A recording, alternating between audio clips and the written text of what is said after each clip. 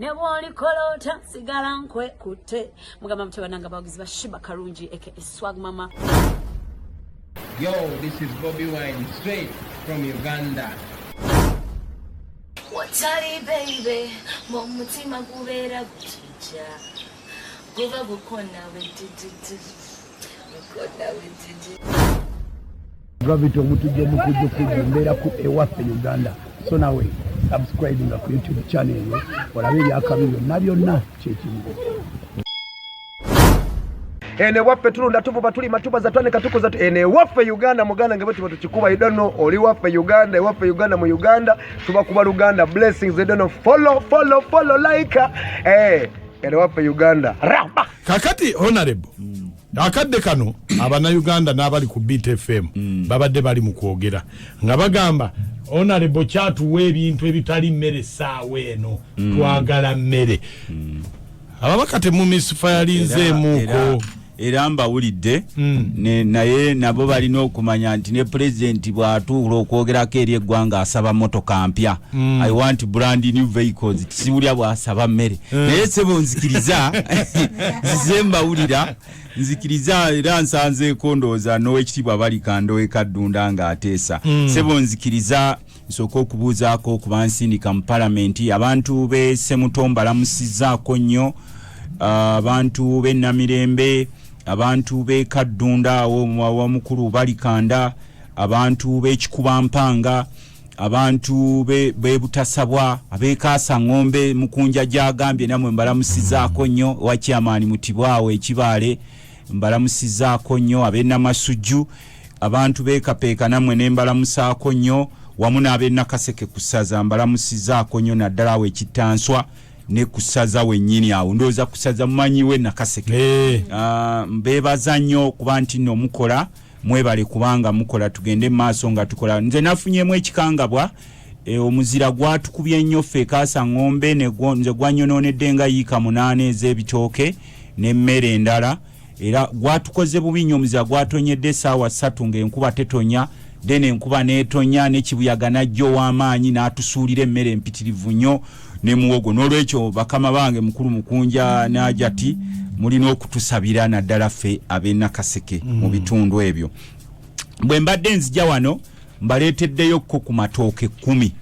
mu ababiri yo mwatwaleko 5 abali ewaka bagamba amazzi ga kawunga baganaabe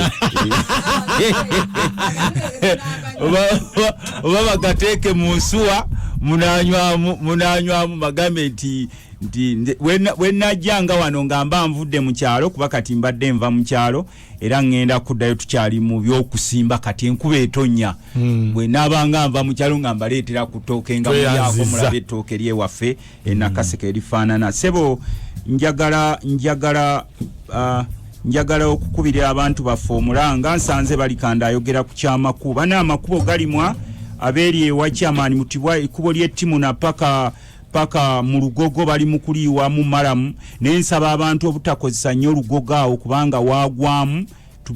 bakyalikola mulabenga mufaayo nnyo n'ekkubo lyaffe wano mu koona wano Namasujju ku mugagwa fogo banange tubasaba muvuge mpola kuba akabeerawo obubenje obuwerako kino tukibagamba musobole okwewala ekkubo lya Kibaale Saka Busolo ligenda kukolebwa ekkubo lya Namasujju na Seeta na Wansenke nayo ligenda kukolebwa ekkubo ly'Empwedde Kimuli Magulu ga Minya nayo ligenda kukolebwa ekkubo ly'Enjagala Bwami Mwera Semyungu nayo ligenda kukolebwa n'ekkubo ly'e Kasambya Bendegere nayo ligenda kukolebwa n'ekkubo ly'e Kasambya Buwanuka Kibose agamakubo n'amalago n'agali mu pipeline ndoze Semutomula abali mu kulima naawo mwe njogedde mu abaawo Kaasa ngombe Nakaseke mwena eri ewabakyamaani Mutibwa nayo bali mu kulima so mbadde mbasaba mubeere bagumiikiriza naye mukozesa amakubo gano bulungi ekinsomesa amakubo gano kino mukiwulyese omukulu Mukunja tuba ne ttiimu ezigenda ez'abafere nezigenda mu minisitule ya Wax era Katumba omukulu Katumba amala jero Katumba amala nkyakunoonya ennaku zino sinnabakulaba tukoye obufere ttiimu ez'abaana byabufuzi abagenda okwesimbawo bajja ne basasula ba directors b'amakubo ne bagabaguza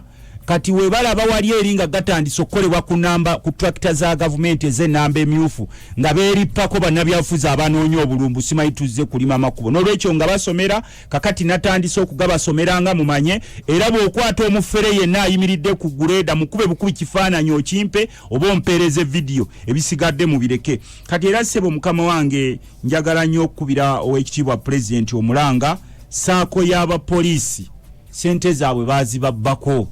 olaba n'owa poliisi naye mumubbako sente bane obubbi bususe muno mu ggwanga saako y'abapoliisi batukoyeza okujjanga mu palamenti nga bagamba tubajjukize sente zaabwe ze mwabasalako nga bali bubi naye nga ani azibba kati andi tuwulira ndi si buli omuntu azibbi si pulezidenti si ani saani naye ani oyo in particular big fish ze zibba sente zino si mukene naye president amanyi big fish zikunganya abapoliisi omanyi fe twali badde tetuboogerera naye nga bwe ndi mukulembeze nkubulidde wano njagala okwebaza ennyo abeerushere abali mu kutuuliriza lukunjiri mwebale kutuuliza onalebo mwine empaka Mbalala municipality mwebale kubanga mutuulirizanga nnyo eyo manyi zino nfuna nnyo feedback singa nvudde wano bananga bali mu diaspora mwenna tubeebaza otuuliza n'ebitundu ebyenjawulo ne mbadde nkugamba nti ababba sente za police they are not small people. These are very big people. N'ekinuma wa poliisi abamu bakyasula mikwano gyaffe mu buyumba buno obwa container oba obulaba obw'ebibaati mbulaba wali ewaffe naggulu bukotaawo bukoto obalaba awo Kira Road nakeera muli bonankisazifu bali ku kibonereza ebiyumbayumba biri awo bitambulira mu mbaata naye ate n'omusereko ku busente obutono ennyo bwafuna ate nabo ne bubbibwa n'olwekyo eno program ba Julius Seba ba State House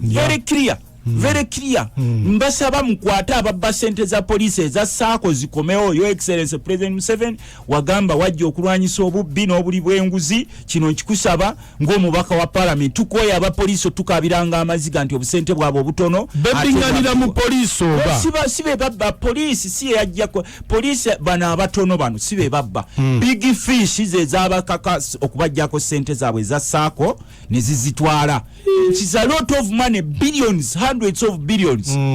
n'olwekyo ogwo omulanga ngukubye mubayambe nensaba n'aba UNATU ab'ekitongole kya UNATU muveeyo muyambe abasomesa bavaayo nga abasinga bakafuna omusala gwa mwezi gumu nalabye wali abasomesa baffe ababadde mu errors olw'enjala b'essemuto sebakulira abasomesa b'essemuto ojja kunoonyako wakiri n'abawaayo kaloole k'amatooke kano ka elefu noonyako akulira aba private teachers essemuto noonyako mbaweeyo ka elefu k'amatooke mbatereko muwogo ne lumonde mugende mulye nalabye bannamwe baakoze ensobi babadde basatu ze sijja kwogera wano naye nga kiva ku njala zotasobola kwogera wano kubanga n'omulala jakigwamu kubanga tojja kumensioninga manya gaabwe bagezaako okukola obufere naye nga njala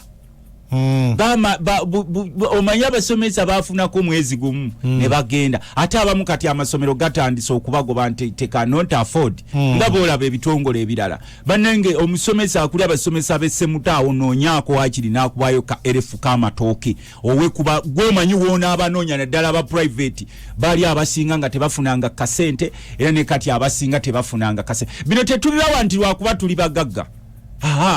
twagala kulaba nga tutambula nammwe situbibawa lwa politics kuba nalabyeyo n'omusajja omu yansanyusiza ow'ebyobufuzi yagambye mbukakati politics afuuse show off bw'oba oyagala kwesimbawo ku bwemupya oba oli kansala ogulayo obusawo bw'obuwunga nga 20 n'obwekubya ku bifaananyi ng'otaddeko donated by Honorable Rutamaguzi ne bw'ogalwayo haafu ng'obiteeka ku mawulire. It's not like that. Bino twagala kulaba nga tutambula nammwe okulaba nga aba UNATU muveeyo muyambe ku basomesa mubajjako 1%. Abasomesa bonna abasinga bali mayumba kinajja wamwe mu house mu parliament kyagoba ekyagundi ekNSSF loza wakiwulidde luli twali tuteesa speaker nampo omukisa kati nabadde nkomeo nangamba nti era Rutamaguzi tugenda kukitamu nasanyuse nnyo nakirabye era yakikomezaawo mu komiti yaffe ya finance ne komiti ya gender committees ziri bize yakiwadde kigusa munaku 10 mwabalinda sente za mwezi NSSF okujjako nga bachairpersons baffe be batuliddemu olukwe wakati tutandise naffe okufollowinga right honorable speaker Kadaga eno program ajulira era naluli yangamba wayi nakulidde ebigambo byogera ku naffe twagala mu meeting nga tulina ebizibu byaffe right honorable speaker Kadaga babiti bagala ku meeting nabo bane ebizibu nekyembadde mbagamba NSSF tukiriko twagala kulaba kino mutekemu obwesige kiri mu committee yange ya finance ne agenda ate ku mulundi gwe tekigenda kubanga ekya minimum wage abafere batubako minimum wage abantu ne bakuba mu ngalo ne tujiyisa bulungi nnyo negende wa president n'agituulako yagaano gisayininga mbutwala mu Uganda tewaliiwo sente kino ekyeNSSF oba sente z'abantu mwazikozesa oba temwazikozesa tulina okukidrawingo kigusa mu nnaku 10 mukyala Kadaga ffe bwe tunakuleetera lipooti n'ogaana okuyisa sente z'abantu ezo bazifune 30% oba 25% gwe tugenda kati okutunuuliza amaaso maama Kadaga tetugenda kutunuulya president Museveni kubanga abantu basevinga sente zaabwe sebo mu NSSF eyo twazudde ne waliyo obubbi bagamba nti sente bazikozesa teziriiwo nti baagula ebizimbe twagala okumanya properties mwagula properties ki twagala nga tuli mu committee yaffe nyagala muzituleetere properties ze mwagula mukulu bya Lugaba ne company ya mwakuli NSSF mutulage ne value yazo kubanga kituluma omuntu no savinga sente ze zijjo kuyamba mbukadde nesebo ate nofanga toziriddeko no batandika okutambuza ne muzukulu ne nafanga taziriddeko ngolabira ddala obubbi obuli mu ggwanga yaffe nenga bano ba managers bazo bagagga bazibu ebizimbe byogambe byagulibwa byabwe oba byaffe abatereka mu NSSF nti zikola amagoba kakati bo bagamba nti etteeka libawa okuinvestinga naye properties ze bainvestinga tebaziraga bannansi ne value yazo tebaziteekawo era kyovudde olaba nakubulyako nti olumu ku lutalo oluleetedde President Museveni ne Kadaga ennaku zino kyolaba nga beekuba buli omu atunuuliza munne eriiso lwava ne ku NSSF bo bali bagamba mu sente teziriwo neffe tubagamba sente z'abantu ze baterekayo ate mmwe mugamba mutya nti zeziriiwo. We save money to help us during our old times oba mu crisis kino tuleeta twagala nakendeeza myaka kino ngenda kiremerako jidde ku 45 ng'omuntu at least mu mid term nga n'abatannaweza myaka 45 ng'asobola okwaccessingako at least 30% ku sente ze abantu bali badde tebatunuulira na President Museveni ku bino bya kawunga no omuntu ng'agamba gwoba akawunga ko kagabye oba oli mu political bulingi wo beera mu ebyo nenze kasita sente zange we ziri ezinyamba naye omuntu n'atereka sente ze n'omugaba zijja muyamba mu biro wazeetaagira n'afa nga tozimuwadde kubanga oli mu byabufuzi oba mu kumujegewaza n'omwana we n'azibanja nteekateeka ya mukama teba nteekateeka ya gavumenti okufa si nteekateeka ya gavumenti very true naye abantu abasinga kati 89% oba 90 bafa tebafunye savings zaabwe nga bazibamye intentionally n'abalala okufuna access bamala kufuna nguzi kuwaayo nguzi nti bwe tukuyisaamu ojja tuwako percentage bweti n'abala ne bakola obufere ne badira nti erinnya lya Lutamaguzi naye nga akafaananyi akaliwo ka muntu mulala ne bazisayiningira ne bazijjayo ne baziba bwe buno obugagga bwe mulaba obwaba abasajja bwe balina obuyitirivu nga basulanga bakabaka b'e Roma nalabye ne minisita wa foomu mu palamenti atandise okuba omulanga akavubuka bwe kakubya agayumba galina gakalina akavubuka ne kamugamba nti lwaki ontwala okunsiba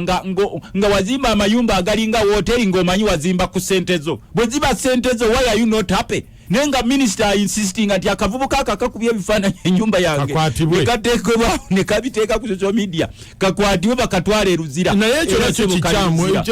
kusaalimbira mu kitundu ekitali bwe mba nkuzimbye ennyumba yange nga Lutamaguzi nga ngikoze mu sente zange n'ogikuba ekifaananyi what's the problem with it kati lwaki mulowooza nti administer ba politicians wabeerawo question mark naddala mu bifo bye tulimu n'olabanga minisita naye ng'obugagga bwalina gwafuna gwanjawulo nnyo okusinziira ku properties zalina abala baguze amayumba ebweru w'eggwanga n'olwekyo bwe munaasigala mukulu mukunja nga mukyalina ensonyi bano abasajja tebalina nsonyi bwabba akamyuko n'ente agikima ente bwamala ogitwala n'endiga gyeyaleseewo naye agikima n'enkeera ng'akuyiya n'amatooke go nga gyagatwala kati bwebubbi buno obuliwo ekyo ekya NSSF sebo nkimaze naye nkubira abayuna tumuveeyo muyambe ku basomesa n'abamu nga tebana accessinga sente n'ekirala sebo mukama wange twagala okusaba His Excellency President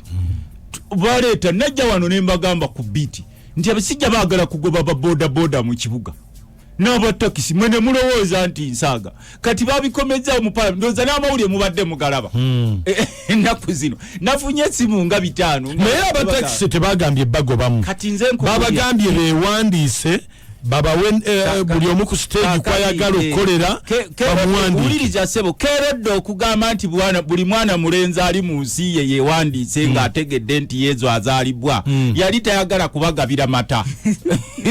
kerodde okugamba mu biro bye bwe yategeera nti waliwo omwana azaalibwa but will be a king n'alagira nti buli mwana mulenzi yazaalibwa mu nsi yange awandiikibwe yali tagenda kubawa mata yali tagenda kubawa social grant wabula yali agenda kukola ki anoonya Yesu amutemule kati okutemula kuwa takisi kumufuumuula goloweza lwaki obaddenga tebamuwandiika yali awandiisa nga anoonyamu Yesu yagwanoonya omusajja nga yali mugezo abantu batwalayo abaana babawandiise yagamba buli mwana mulenzi bamuwandiise ng'anoonya Yesu amutemule ekyo n'akebera buli mannya ga mwana mulenzi yawandiikibwa naye bali obukozi ye Yesu tebamuwandiisa baali bagezigezi kakati naye bano kati twagala okugamba abatakisi bewandiise bewandiise mu mbeera egenda mu maaso fe tugenda okuvaayo okuba omulanga nga bano tutuula nabo mu palamenti kati bagambye buli kye babadde baali balooseeko mu bulamu bwabwe bagenda kikolera mu biro bino ebya covid buli kye baali balowoozezaako baloose okuimplementinga bagenda kikolera mu biro bino nze kino nkisaba pulezidenti owa bodaboda gwogoba mu kibuga kuba ffenna twava gye tuva nga tulinga bwe tufaanana nange Lutamaguzi nave waffe kaasa ng'ombe ne bwe mbeera wano ne bangamba ti Lutamaguzi tumufuumuule kubanga tetumwagalawo n'abatufuga olwaleero be mulaba bano ba billionaires nabo be baali bajja mu bibuga bajja na buveera naye laba Allah bwe yabateekako baraka balina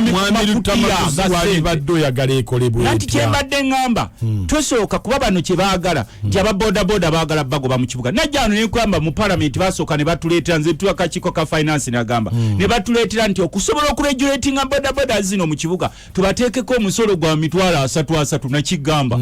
ne tugaana nti owa bodaboda onoomufuulanga wattuleera nti awo buli mwezi $300 bazijjawa nze bwe nali nkola Sudan nalinako baasi 5 naye nga ne bwe bansaba $300 ng'ogyeko bano abaana bye baali bafuna badriver bakondakita nga ndaba nviiramu awo naye owa bodaboda nga abasinga bavuga ba bulooni ne tugamba onoomuggyako otya omwana $300 kakati kye baakoze baagala kubawandiisa naye walabye amateeka ge baataddewo mb'oteeka kubawa esifo mu Kampala buli siteegi bw'eba ebaddeko abaana 300 baagalako abantu 2 ne zino kampuni gye babagambye okwewandiisa si buli anaagenda okwewandiisayo nti bagenda kumukkiriza basobola okuteeka wansi erinnya lyo naye ne bakugamba we are very sorry ate omanyi banyini kampuni zino be banene era abali mu gavumenti olwaleero tosobola kuteekawo kampani nga tolina muntu toli munene wano mugundi ne bana abaana baffe abatakisi be batunuulidde olwaleero kuba bonna bali waka babatandikidde sebo kiro bakiyita feezi mbuti bagobe nga bakoma eri ng'oyise nateete simanyi busegeeyo abalala basigale matuga with time bano baleese baasi ezizaabwe with time bagenda bagamba tubeegayiridde temukomawo wano kino nkisaba President Museveni ne ba ministers bano nze kinsanyusa nti mwava waffe Nakaseke mu Luweero n'abasinga olwaleero obugagga mu gavumenti mujjukira abamu bwe mwali mujja mu Kampala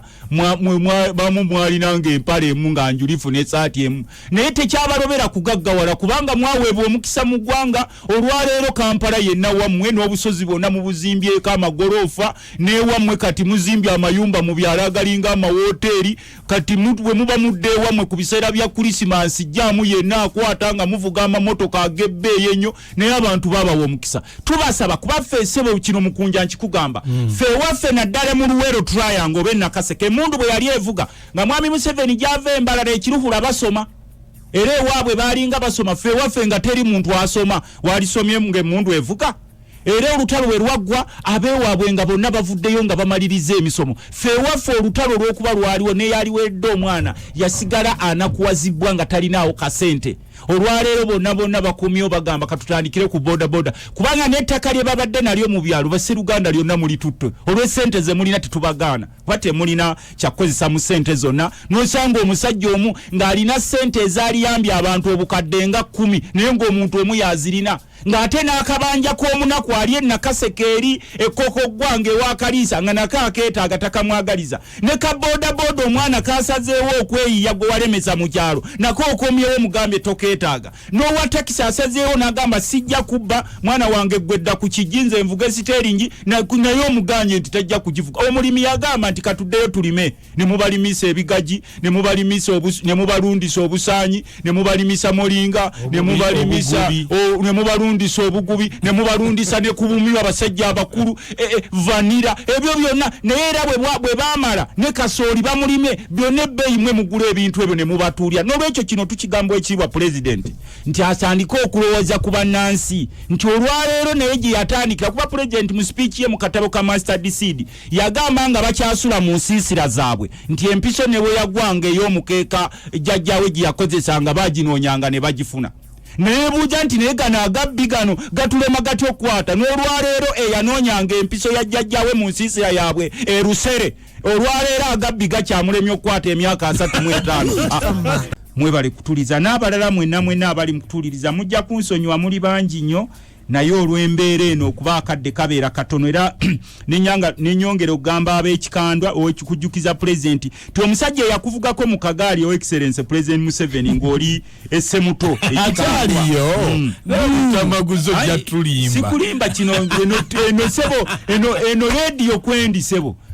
teko mwana batuuliriza yali amuvuga kagaali gamutwala omusajja yakuvugako president Museveni gwe bayitanga Katongole nga bali mu nsiko yamuvuganga kagaali nga bakola enkola yaabwe y'ekiyekera wali ekikandwe essemuto ali bubi nnyo ali mu ddwaliro ly'essemuto sebo omusuubiza okumuyamba okuvanga muvubuka kati agenda kufa mukadde nnyo naye ngenda kumuyamba kuba famire ye tesobodde kumuyamba bali bubi nnyo president abasuubiza emmotoka n'abasuubiza ssente tebituukanga ali mu ddwaliro ly'essemuto era nsaba famire ya Katongole konna kennaaba nako olunaku lwaleero nzirayo ku kampu Lutamaguze Kaasa Ng'ombe nja kukaba wamujje mu kakime tumuyambe naawe mukulu kigaanire gangu ne mukulu kisuze munoonyeeko ku bakadde abo abaana be baŋŋambe abagenda okufiira mu nnyumba nina okubayamba mbagulireyo ku tukyere ne ku tusukaali mujja kutusonyiwa embeera mbi nnyo omukulu w'eggaali oyo kyekimuluma kyekimubaleebiriza olumbe lumumaze akaddiye nnyo olumbe lumumaze musujja biki naye famire ye teri bulungi bamuyita mukulu Katongole ova wali kikandwe essemuto waliwo n'omukyalo omu ngamba mukulu Asumaani awe Nakaseke eyazadde omwana ng'ebyenda by'omwana biri wabweru naye ngenda kulaba engeri gye muyamba kwati nkulaga ababaka ba palamenti embeera gye tubeera tewali lunaku biro byali bibadde bizibu nnyo kukalubanga olwaleero ng'oli mubaka wa palamenti nga wamenyemenye miliyoni ezabiri essaawa eno nze mu ddakiika emu ziba zaweddewo ne ku akawunti yange simanyi oba nazifunye kubanze kenfuna kempaayo era nakubira omulanga buli mubaka wa palamenti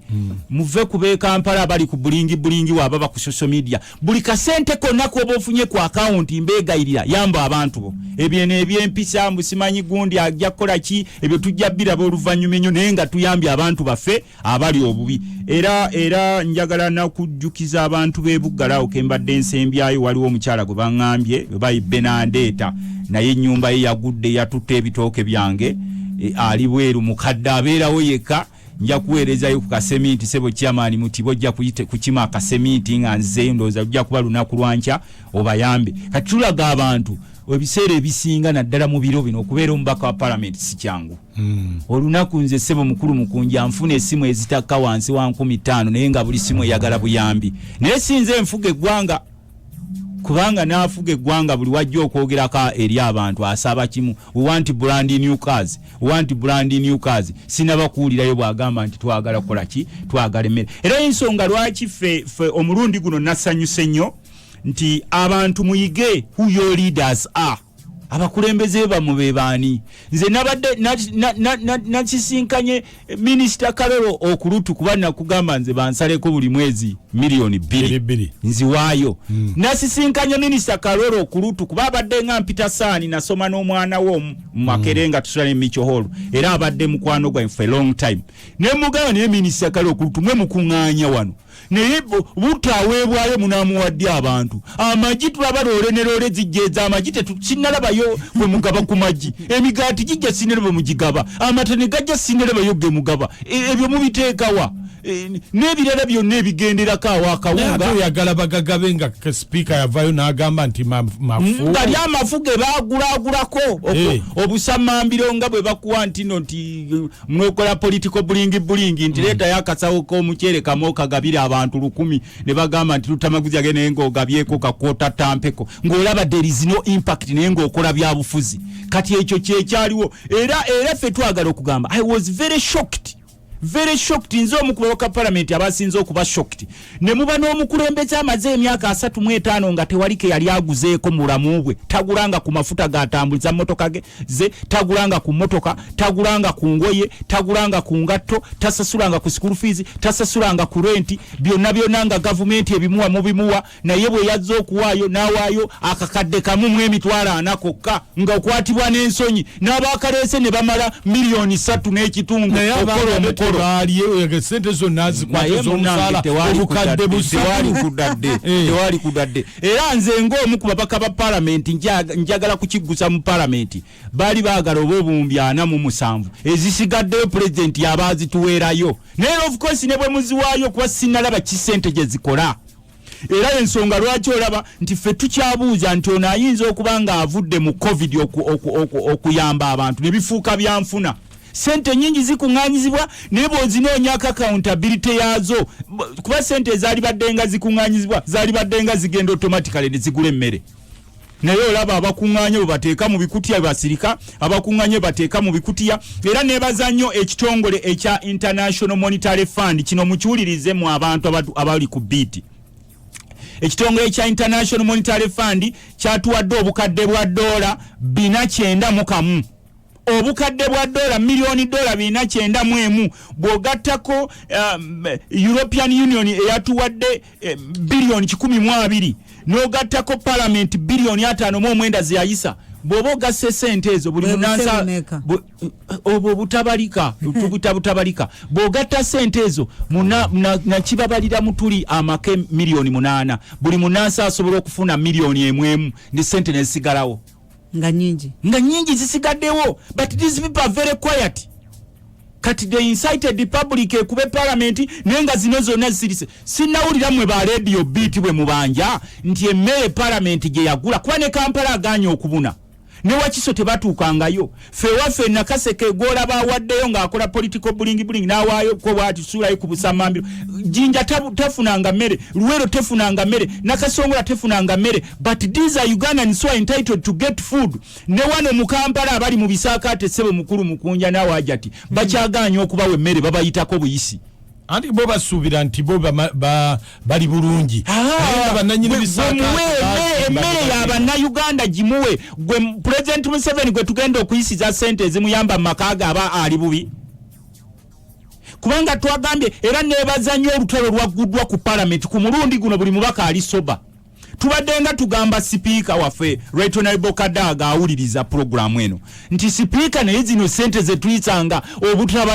obutabalika nga tuziyisa mu supplementary ziyitamu ne muba ne supplementary naye ng'esinga ne budget almost ate ne muzikweka eri mu classified mbutezirina kukeberwako mbalirira abantu ne bazimba ebizimbe mu bibuga ne bagula n'ebweru w'eggwanga nenga bannansi betuweereza beeyongera kuba bubi kati buli mubaka ali very cautious era nasanyuse nnyo president kati yatandise okuyita ababaka mu bubondo nti ayagala kuteeseganya nabo baddemu bakkaanye nempulira nga abamu gwe mubaka wa parliament eyeefuula chipu nti ogenza osinkana president bakuwa amafuta ga milioni 3 it's nothing mukomeewo tuddemu tulaninga parliament omuntu wa wansi kyasinga okwagala ennyo nti parliament functioninga bino byonna ebisigadde ne banakuyita emirundi 10 ng'abantu betusavinga eno wansi bakyali bubi is a wastage of time kati olwaleero singa ffenna tu ekolinga eddoboozi limu sente zino ezatuweereddwa zirikola ng'obulwadde buvuddewo yadde obulwadde bweyongera and no tewaliwo omuntu alina evidence diwe banaggulawo omuntu gwe waggalira e Kampala n'abalala mu muggalo babagobedde eddala kyovola batuwaako mpola kubanga tamanyi banaggalawo ddi wanagigaba olumu ewammwe enkoko njeru mwafunye emmere tetunnaba ng'ogyeko ku baffe be tutwagala kuwa mmere be ababeera mu byalo ddala nga nze ewaffe ebuyungwe nenkusanga ng'ofunye emmere okuggyako ng'oli mukadde yalemala emikono naye gwe omuvubuka akeera mu biboozibozi by'ebyobufuzi ne batambuza. I was very shocked. Waliwo akavubuka kamu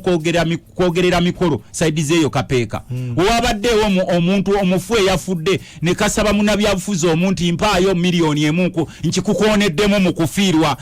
n'enkutumbula mukufiirwa akavubuka kogezi ka ku mikolo kagenze okwogerera ku mufu ne kasaba munnabyabufuzi mpaayo miliyoni emu nina looni kuba nkwogeredde ku mufu n'akawa anti kati naye ng'ali bubi n'akawaayo kati abantu batandika okubeera mu mbeera eyo nti nkwogedde n'enkukwoneramu ggwe ayagala okwesimbawo ku mufu mpa ku ssente ng'omanya nakusomera wano nekugamba eggwanga eribeeramu abantu nga bonna bali almost vulnerable nga batambulira ku kintu kimu survival ng'olwaleero nga nze omubaka wa parliament twabadde shocked nti ne miliyoni 5.5 ze twawa buli RDC ze tubadde tuboogerera nabo bafunyeeko 13 endala bazibakubiddeko mu kkubo. We gave them 55 millions naye eri bafunye millions 13 era ekyo kadaaga mmanyi owulira ledi eno oli ku biiti sente ze twawa ba RDC buli obukadde buli 5.5 lwaki zabbiddwa mu kkubo. Olwaleero ne sente ezimu ze twayisa okulaba nti no zigenda okuyamba abasawo baffe tezituukanga n'abapoliisi tezituukanga.